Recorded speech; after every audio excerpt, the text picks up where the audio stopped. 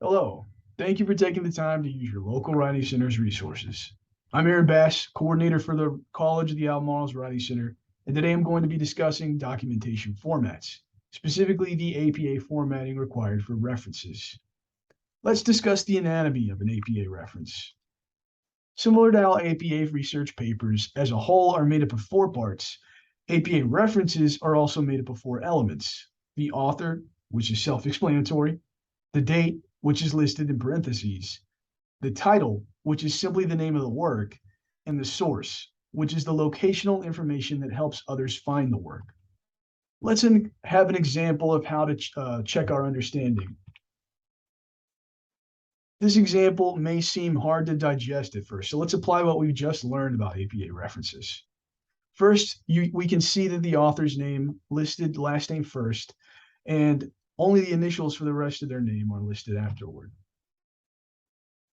This is true of all names in APA references. You'll also see the date listed in parentheses and set off from the rest of the citation by a period next. Third, we find the name of the source, which is written in sentence level capitalization and doesn't include quotation marks. This is a special consideration that APA makes for article names and is only formatted this way on the reference page.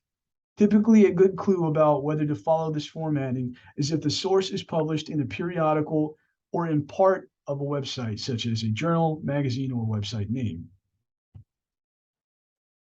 Finally, the last part of the citation is the source information.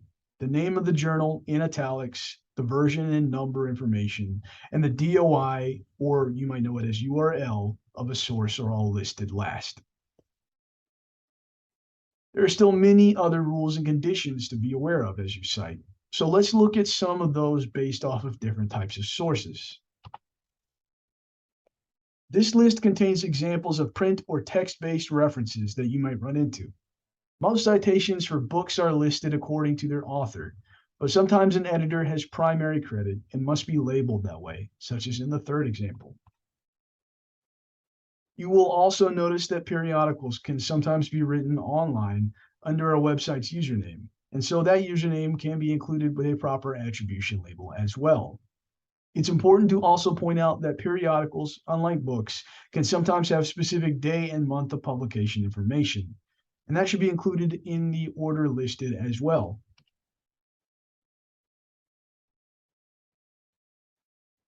APA also has some specific guidelines for formatting audiovisual sources as well. Authorship is a much more nebulous concept for movies and larger productions, so it can sometimes be a simple choice of who you want to emphasize most. It's possible to credit a director, producer, or host of a production, or various other common creative roles, but they should all be labeled accordingly. APA guidelines also recommend that you include a short description of the work in brackets after the title. This is meant to help the reader understand the special nature of the work without having to look it up directly themselves. If the work is an episode of a television series, then you should list the season and number in parentheses. The last thing to note about references for audiovisual works would be the unique publisher labeling options. A production company often will be the publisher source for instances of movies, podcasts, and television references, while labels handle music sources. You may also find the need to list museums or universities as sources in certain cases, and examples of the proper formatting for these types are listed here as well. Let's move on to the most common type of source in today's world, online sources.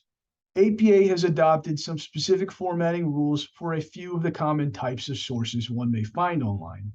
Social media sites like Facebook, Instagram, and Twitter all should include the name of the author or group in addition to the username of the author's profile. And the first 20 words should be listed as the title of a written work. Online works are also more likely to be listed without a date of publication, so APA references require you to state that the date is unknown with the abbreviation ND, meaning no date. The title of the work and source info for the website name all work as you would expect.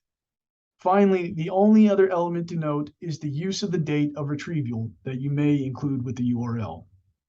I hope this presentation has helped to demystify how to use APA format for yourself, and I hope it continues to prove useful as you return to it.